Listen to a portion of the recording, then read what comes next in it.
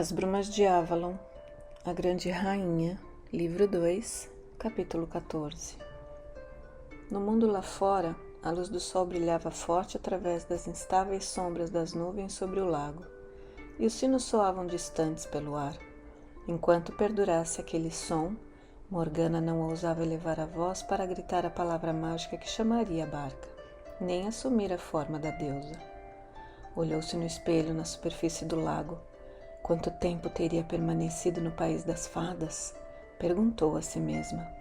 Com a mente livre dos encantamentos, sabia, embora lhe parecesse terem sido apenas 2 ou 3 dias, que ali ficara o tempo suficiente para que seu belo vestido escuro se esgarçasse na bainha que se arrastava pelo chão. Havia perdido o punhal ou o jogara fora. Não tinha certeza.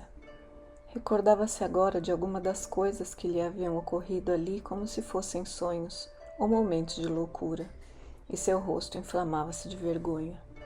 Não obstante, de mistura com isso, havia lembranças de uma música mais suave do que jamais ouvira no mundo ou em Avalon, ou em qualquer outro lugar, exceto quando estivera nas fronteiras do país da morte, quando do nascimento de seu filho. E então experimentara algo muito próximo do desejo de atravessar aquela fronteira, ainda que fosse apenas para ouvir a música. Lembrava-se do som da sua própria voz, cantando com a harpa das fadas. Nunca havia cantado ou tocado tão bem. Gostaria de voltar para lá e ficar para sempre. E quase mudou de rumo para retornar ao mundo das fadas, mas a lembrança do terrível grito de Raven a perturbava. Arthur traíra Avalon, e o juramento que lhe proporcionara a espada e abrir as portas do mais sagrado recinto dos druidas. E Viviane correria perigo se deixasse Avalon. Lentamente, procurando combinar as coisas na cabeça, Morgana lembrou-se. Partira de Caerleon em fins do verão. Poucos dias antes, ao que parecia, não conseguiu chegar a Avalon, e agora parecia que jamais chegaria. Olhou com tristeza para a igreja no alto do Thor, se pudesse penetrar em Avalon por trás da ilha, mas os caminhos a tinham levado apenas para o país das fadas. Em algum lugar, portanto, havia perdido o punhal e o cavalo. Lembrara-se agora de ter visto ossos descarnados e sentiu um arrepio. Pareceu-lhe também que a igreja no Thor era diferente. Os padres deviam ter feito obras e certamente não poderiam tê-las modificado tanto num mês, ou mesmo em 2. Tenho de descobrir quantas luas se passaram enquanto eu me divertia com as donzelas da senhora fada, ou me deliciava com o homem encantado que me conduziu até lá, pensou. Mas não poderia ter sido mais de 2, ou no mínimo 3 noites, pensou agitada, sem saber que tudo aquilo era apenas o início de uma confusão que aumentaria sempre e que jamais poderia esclarecer. E quando pensava naquelas noites, sentia medo e vergonha, tremendo à recordação de um prazer que jamais experimentara, deitada nos braços do homem encantado. E não obstante agora, que estava livre do encantamento, tudo aquilo lhe parecia algo vergonhoso, feito um sonho. E as carícias que dera e recebera das donzelas fadas, alguma coisa que jamais poderia ter sonhado sem o encantamento. Acontecera alguma coisa também com a senhora, e agora que pensava nisso, ela era muito parecida com Viviane e Morgana. Ela envergonhou-se novamente. No país das fadas, era como se tivesse sentido fome dessas coisas por toda a sua vida, e não obstante lá fora no mundo, jamais teria ousado nem sonhado com elas. Apesar do sol quente, Morgana começou a tremer. Não sabia em que época do ano estava, mas havia faixas de neve não derretida nas margens do lago, escondendo os juncos. Em nome da deusa, será possível que o inverno tenha passado e a primavera já tenha voltado? E se tivesse transcorrido no mundo real um tempo suficiente para que Arthur planejasse a traição a Avalon, então deveria ter ficado no mundo encantado por mais tempo do que ousava pensar. Havia perdido o cavalo, o punhal e tudo mais que trazia. Também os sapatos estavam gastos, Não tinha alimentos consigo e estava sozinha numa região pouco amiga, longe de qualquer lugar, onde era conhecida como a irmã do rei. Bem, já sofrera fome antes. Um leve sorriso passou-lhe pelo rosto. Havia grandes casas e conventos onde talvez lhe dessem pão, como a um mendigo. Resolveu dirigir-se à corte de Arthur. Em alguma aldeia seria possível encontrar quem necessitasse dos serviços de uma parteira e poderia trocar seu trabalho por comida. Lançou um último e saudoso olhar para a margem que se via do outro lado do lago. Ousaria fazer a tentativa final de pronunciar a palavra mágica que a levaria a Avalon? Se pudesse falar com Raven, talvez ela conhecesse exatamente quais os perigos existentes. Abriu a boca para gritar a palavra e recuou. Não podia enfrentar Raven, que respeitara as leis de Avalon tão meticulosamente que nada fizera para envergonhar a sua condição de sacerdotisa.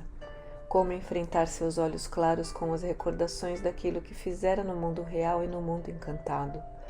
Raven leria tudo aquilo em sua mente num instante. Por fim, quando as praias do lago e a torre da igreja nevoavam-se com as suas lágrimas, Morgana voltou as costas para Avalon, dirigindo-se à velha estrada romana, que levava ao sul para além das minas até Caerleon finalmente. Viajava a pé havia 3 dias, quando encontrou outro viajante. Na primeira noite dormira na cabana abandonada de um pastor sem comer, apenas abrigando-se do vento. Na segunda chegara a uma casa onde não havia ninguém, exceto um guardador de gansos meio imbecil, que a deixou sentar-se e aquecer-se junto ao fogo. Morgana extraiu um espinho do pé do rapaz, que lhe deu como recompensa um pedaço de pão. Havia caminhado mais com menos do que comer. Ao aproximar-se, porém, de Caerleon, surpreendeu-se ao ver 2 casas desertas e as espigas apodrecendo no campo, sem serem colhidas. Era como se os saxões tivessem passado por ali. Entrou numa das casas, que parecia ter sido saqueada, pois quase nada restava. Mas num dos quartos encontrou um casaco velho e desbotado, que até mesmo aos saqueadores devia ter parecido muito esfarrapado para ser levado, e que fora abandonado quando os moradores fugiram. Mas era de uma lã boa, e Morgana envolveu-se nele, embora lhe aumentasse ainda mais a aparência de mendiga. Havia, porém, sofrido mais com o frio do que com a fome. Quase ao anoitecer, algumas galinhas cacarejaram no pátio abandonado.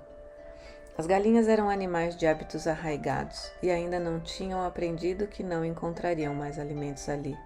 Morgana agarrou uma delas e torceu-lhe o pescoço, acendendo depois um pequeno fogo na lareira. Se tivesse sorte, ninguém veria a fumaça saindo das ruínas. Ou se visse, poderia pensar que era um fantasma. Atravessou a ave com um galho ainda, verde, e assou-a no fogo. Era tão velha e dura que até mesmo os dentes fortes de Morgana tiveram dificuldade de mastigar-lhe a carne. Estava, porém, com fome, há tantos dias que não deu importância a isso, chupando os ossos como se fossem dos mais deliciosos frangos assados. Encontrou também pedaços de couro num dos barracões que devia ter sido a forja. Havia levado todas as ferramentas e todos os pedaços de metal, mas deixaram couro espalhado pelo chão, e Morgana embrulhou nele o que restou da galinha. Havia consertado também seus sapatos, mas não tinha faca. Bem, talvez passasse por alguma aldeia onde lhe fosse possível tomar uma faca emprestada por alguns minutos. Que loucura a levara a jogar fora o seu punhal! Vários dias transcorreram depois da lua cheia, e quando ela partiu da fazenda arruinada, encontrou geada na soleira da porta, e uma lua convexa arrastava-se pelo céu do dia. Ao atravessar a soleira da ponta com seu saco de couro, com a carne fria e um cajado na mão, algum pastor, sem dúvida, o havia cortado e deixado para trás. Ouviu uma galinha cantando. Procurou então seu ninho e comeu o ovo cru, ainda quente, sentindo-se em seguida bem alimentada e a gosto. O vento era áspero e frio, e ela caminhou depressa, satisfeita por ter encontrado o manto, por mais gasto que estivesse. A manhã já estava bem avançada, e ela começava a pensar em sentar-se à beira da estrada para comer um pouco de galinha fria, quando ouviu um tropel atrás de si aproximando-se rapidamente. Seu primeiro pensamento foi continuar a caminhar. Estava preocupada com seus problemas e tinha tanto direito de estar caminhando pela estrada quanto qualquer outro viajante. Depois, lembrando-se da fazenda saqueada, achou que faria melhor escondendo-se atrás de um arbusto, junto do caminho. Não podia imaginar que tipo de gente se encontrava pelas estradas, agora com Arthur ocupado em manter a paz contra os saxões e sem ter muito tempo para respeitar a tranquilidade do campo e assegurar a proteção nas estradas. Se o viajante parecesse inofensivo, poderia perguntar-lhe as notícias. Caso contrário, poderia ficar escondido até que ele desaparecesse. Era um cavaleiro solitário, envolto num manto cinza e montado num cavalo alto e magro. Vinha sem servo, ou mula de carga. Trazia, porém, um grande volume na garupa. Não, também não era isso. Era seu corpo que se encurvava sobre a sela, e Morgana compreendeu então que deveria ser o homem e abandonou o seu esconderijo. Arpista Kevin, chamou. Ele parou o cavalo, que era um animal bem treinado, e não se assustou. Olhou-a resmungando, a boca torcida num esgar que parecia ser de mofa. Ou seriam apenas as suas cicatrizes? Nada tenho para você, mulher, e interrompeu-se. Pela deusa, é a senhora Morgana. O que faz aqui, senhora? Ouvi dizer no ano passado que estava em Tintagel com sua mãe, antes dela morrer. Mas quando a grande rainha foi ao sul para o enterro, disse que não, que a senhora não estivera lá. Morgana cambaleou e estendeu a mão para firmar-se no cajado. Minha mãe? Morta? Eu não sabia. Kevin desmontou, firmando-se nos flancos do cavalo até colocar a bengala em posição. Sente-se aqui, senhora. Não sabia? Por onde tem andado em nome da deusa? A notícia chegou até Viviane em Avalon, mas ela está lá, velha demais e muito fraca para poder viajar. Mas onde eu estava, pensou Morgana, não fiquei sabendo. Talvez quando viu o rosto de Igraine no poço na floresta, fosse ela tentando dizer-me, e eu não fiquei sabendo. A dor pesou-lhe no coração. Ela e Igraine haviam se distanciado tanto. Separaram-se quando ela tinha apenas 11 anos e partira para Avalon. Mas agora sentia uma angústia profunda, como se fosse a mesma menininha que chorava ao partir da casa da mãe. Ah, minha mãe, eu não fiquei sabendo de nada. Sentou-se à margem da estrada, as lágrimas rolando pelo rosto. Como morreu ela, você sabe? Foi do coração, creio. Foi há 1 ano, na primavera. Creia-me, Morgana, pelo que dizem todos, foi uma morte natural e como seria de esperar na idade dela. Por um momento, Morgana foi incapaz de controlar a voz para poder falar, e com a dor veio o terror, pois era claro que permanecera fora do mundo por mais tempo do que lhe parecia possível. Kevin disse há 1 ano na primavera. Portanto, mais de uma primavera havia transcorrido enquanto ela estivera no país das fadas. Pois no verão, quando partira da corte de Arthur, Igraine nem mesmo estava doente. Não havia permanecido lá durante meses, mas sim anos. E poderia fazer com que Kevin lhe contasse as novidades sem revelar por onde tinha andado? Tenho vinho comigo, Morgana, posso oferecê-lo, mas você terá de ir buscá-lo. No caminho, muito bem. Você parece magra e pálida. Estará também com fome? E como se explica que eu a encontre assim na estrada, vestida... Kevin franziu a sobrancelha com aversão. Pior do que qualquer mendiga. Morgana procurou uma explicação convincente. Vivi na solidão e distante do mundo. Não vi nem falei com ninguém conhecido, por longo tempo. Perdi até mesmo a conta das estações. E isso era verdade, pois os habitantes do País das Fadas não podiam ser considerados homens. Eu bem posso crer, respondeu Kevin. É possível então que não tenha sequer sabido da grande batalha. Vejo que esta região está toda saqueada. Ora, isso foi há 3 anos, contou Kevin, e Morgana estremeceu. Algumas das tropas do tratado romperam seu compromisso e invadiram esta região, saqueando e incendiando. Arthur sofreu grave ferimento naquela batalha e ficou acamado por meio ano. Viu o rosto perturbado de Morgana e julgou tratar-se de preocupação. Ele agora está passando bem, mas durante todo aquele tempo não se levantou. Imagino que tenha sentido falta de seus conhecimentos medicinais, Morgana. Gawain foi quem comandou os homens de Lot lá no norte, e tivemos paz durante 3 anos. Mas, no verão passado, houve uma grande batalha em Monte Bandon, onde Lot morreu, e foi uma vitória que os bardos cantarão durante 100 anos. Creio que não ficou um chefe saxão vivo em toda esta terra, desde a Cornualha até o reino de Lot, exceto que os aceitaram Arthur como rei. Não houve nada parecido desde os tempos dos Césares, e agora toda esta terra está sob a paz de Arthur. Morgana levantou-se e foi até os sacos pendurados na sela. Encontrou o vinho e Kevin disse: "Traga também o pão e o queijo. É quase meio-dia e comerei aqui com você." Depois que ela o serviu e abriu a sacola de couro com o que restava da galinha, oferecendo-a, Kevin sacudiu a cabeça. "Obrigado, mas não como mais carne. Fiz votos. Surpreendo-me ao vê-la comer carne, Morgana, uma sacerdotisa de sua classe." "É comer isso ou jejuar?" respondeu Morgana, contando-lhe como encontrou a galinha. "Mas não observo mais essa proibição desde que deixei Avalon. Como que encontro para comer? Por mim, creio em pouca diferença entre comer carne, peixe ou cereais", observou Kevin. "Embora os cristãos deem grande importância a tais coisas, pelo menos esse patrício que é agora o bispo de Arthur. Antes disso, os padres que moravam conosco em Avalon costumavam repetir uma frase do seu Cristo, segundo a qual não é o que entra na boca do homem que o alvita, mas o que dela sai. Portanto, os homens podem comer com humildade tudo o que Deus lhe dá. Foi o que ouvi Taliesin dizer. Mas quanto a mim, e sem dúvida você sabe que em certo nível nos mistérios daquilo que se come tem grande efeito sobre a mente. Não ouso comer carne agora. Deixa-me mais tonto do que vinho em excesso." Morgana sentiu com um gesto de cabeça, pois também ela tinha essa experiência. Quando bebia as ervas sagradas, não podia comer senão um pouco de pão e frutas. Até mesmo queijo ou lentilhas cozidas eram demasiadamente fortes e a deixavam doente. "Mas para onde vai agora, Morgana?" E quando lhe disse, Kevin olhou-a como se estivesse doida. "Para Caerleon? Mas não há mais nada ali.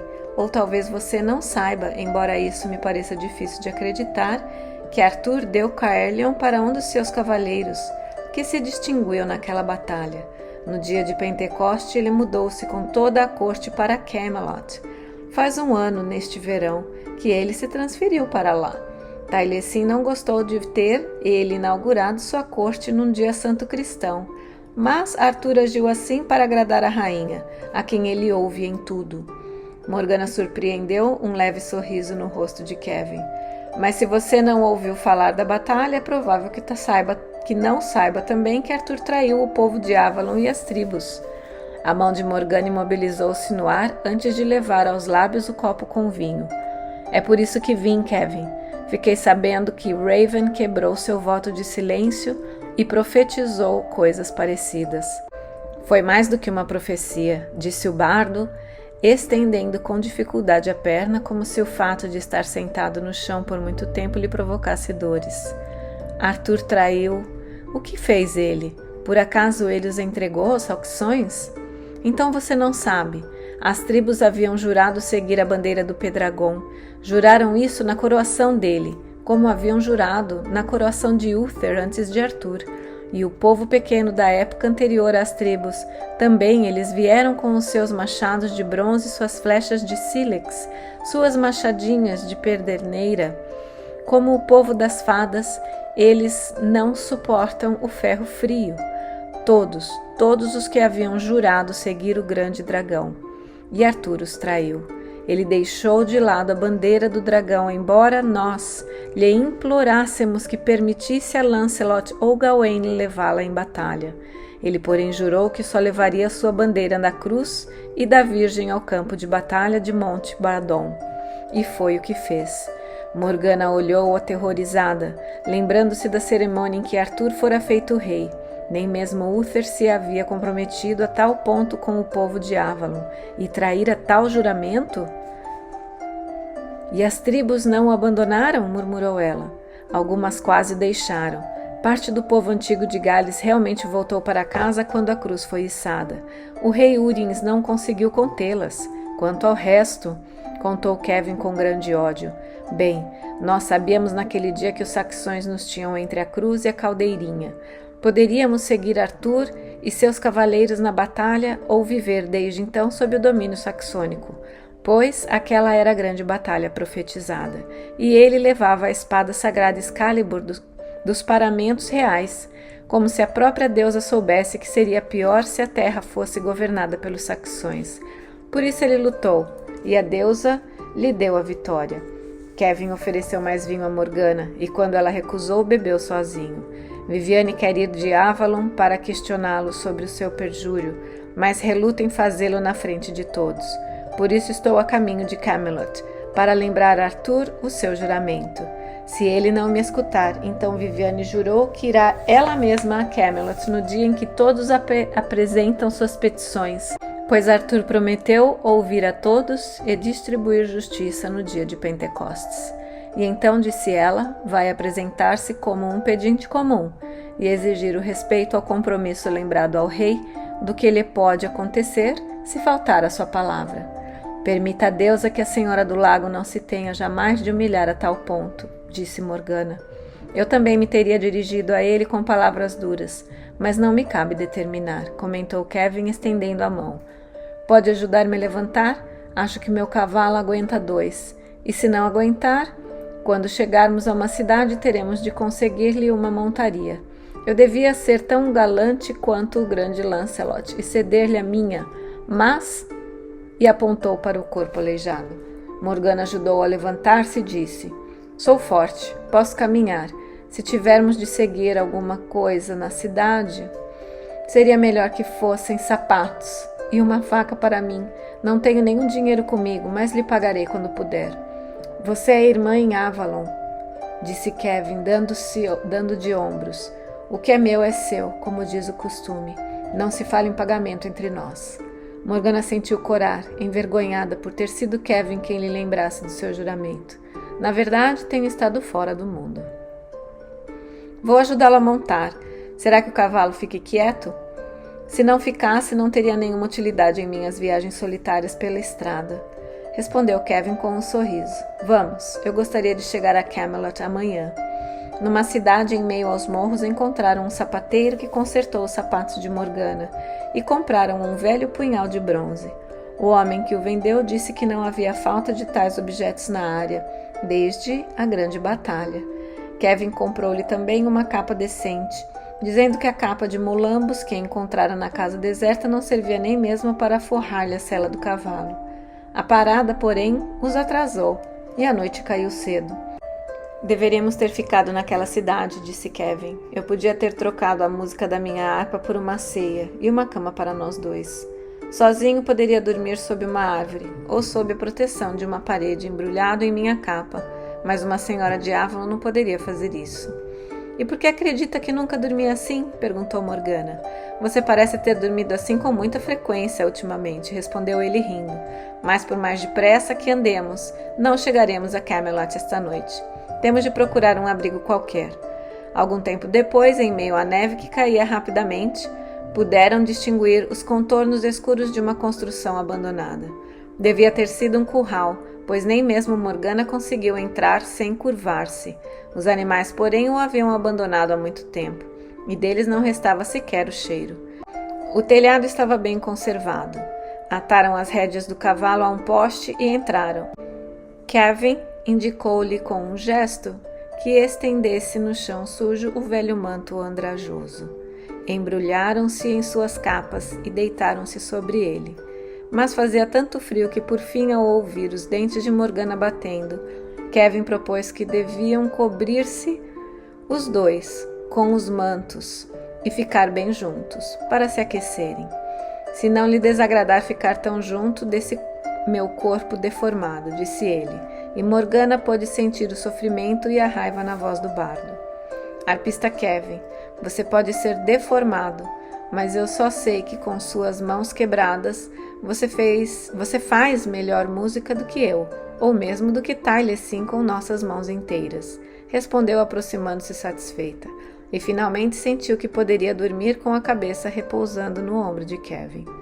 Morgana caminhara durante todo o dia e estava cansada, dormiu pesadamente, mas acordou quando a luz da alvorada começou a infiltrar-se pelas frestas da parede. Doía-lhe o corpo por ter dormido no chão duro, e ao olhar à sua volta as paredes de barro, teve um estremecimento de horror. Ela, Morgana, sacerdotisa de Avalon, duquesa da Cornualha, dormindo ali num abrigo de animais, expulsa de Avalon. Voltaria algum dia? E vinha de lugares ainda piores, do castelo Chariot, no país das fadas, longe dos conhecimentos, tanto da cristandade quanto do paganismo. Fora até mesmo da esfera deste mundo. Ela, que fora criada com tanto requinte por Igraine, ela que era irmã do grande rei, instruída pela Senhora do Lago, aceita pela deusa, jogara tudo isso fora. Mas não jogara fora, tudo lhe fora tomado, quando Viviane mandara a celebração na qual Arthur fora feito rei e da qual saíra grávida do próprio irmão. Igraine está morta, minha mãe está morta, eu não posso voltar a Avalon jamais neste mundo.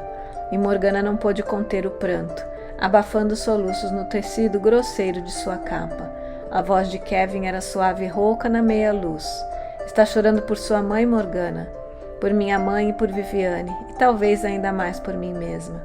Morgana não tinha certeza de ter dito estas palavras em voz alta. O braço de Kevin a envolveu. Ela apoiou a cabeça em seu peito e chorou longamente até secarem-lhe as lágrimas. Depois do longo tempo e ainda acariciando os cabelos de Morgana, o bardo disse: Você falou a verdade. Não tem asco de mim. Como poderia ter se você foi tão bom? Nem todas as mulheres pensam assim. Mesmo nas fogueiras de Beltane, ouvi dizerem, pois há pessoas que me consideram também surdo e mudo, porque sou aleijado das pernas e das mãos.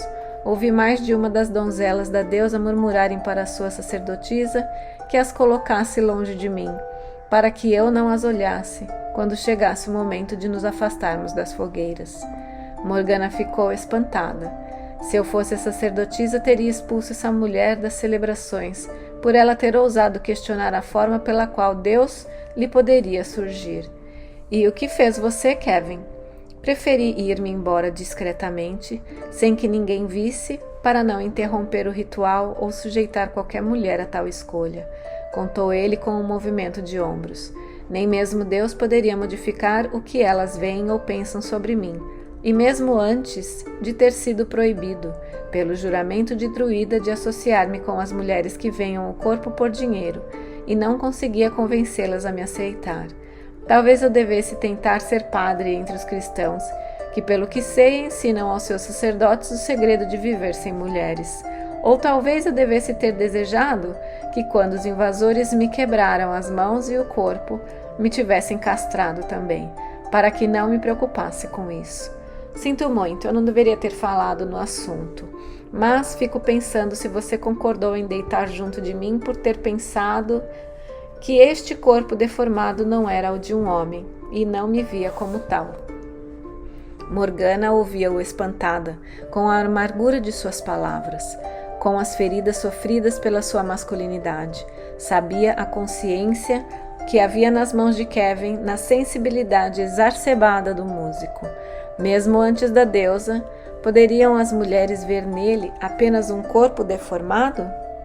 Lembrou-se de como se lançara aos braços de Lancelot e a ferida que seu orgulho sofrera e que jamais deixaria de sangrar. Deliberadamente, Morgana baixou-se e o beijou na boca. Puxou as mãos dele e beijou as cicatrizes nelas existentes. Nunca tenha dúvida sobre isso. Para mim você é um homem, e a deusa foi quem me levou a fazer isso. Deitou-se outra vez, voltando-se para ele. Kevin olhou-a com intensidade. A luz de cada minuto tornava-se mais clara. Morgana teve um breve estremecimento provocado pelo que viu no seu rosto. Teria pensado que era piedade? Não. Ela partilhava a consciência do sofrimento dele e que era outra coisa. Olhou-o diretamente nos olhos. Sim, se o seu rosto não fosse tão marcado pela amargura, tão contorcido pelo sofrimento, ele poderia ter sido bonito. Os traços eram finos, os olhos muito escuros e gentis. O destino deformara-lhe o corpo, mas não lhe aquebrantara o espírito. Nenhum covarde poderia ter suportado as provas dos druidas. Sob o manto da deusa, assim como toda mulher é minha irmã e minha filha e minha mãe, assim também todo homem tem de ser para mim como um pai, um amante e um filho. Meu pai morreu antes que eu tivesse idade para lembrá-lo, e não vejo meu filho desde que foi desmamado. Mas, para este homem eu darei aquilo que a deusa me leva a dar. Morgana beijou novamente uma das suas mãos cheias de cicatrizes e a levou aos seios, por dentro do vestido. Kevin não tinha experiência, o que parecia estranho a um homem de sua idade. Mas como poderia ter sido diferente, pensou Morgana. Esta é realmente a primeira vez que faço isso de minha livre vontade, e que meu dom foi aceito naturalmente como é oferecido. Isso fez fechar certas feridas em seu coração. Estranho que assim fosse com um homem que mal conhecia e para quem só sentia bondade. Mesmo em sua inexperiência, Kevin foi generoso e gentil com ela, e Morgana sentiu que nele se avolumava uma enorme e silenciosa ternura. É estranho, comentou ele finalmente numa voz tranquila e curiosa. Eu sabia que você era inteligente e sacerdotisa, mas nunca pensei que era bonita. Bonita? Eu? Morgana riu, mas sentiu-se grata pelo fato de que para ele, pelo menos naquele momento, parecia bonita. Diga-me, Morgana, por onde andou? Eu não queria perguntar, mas parece que isto está pesando muito em seu coração. Não sei, respondeu sem pensar. Nunca imaginara que lhe pudesse dizer. Fora do mundo, talvez. Eu estava tentando ir para Avalon e não pude. O caminho estava fechado para mim. Creio.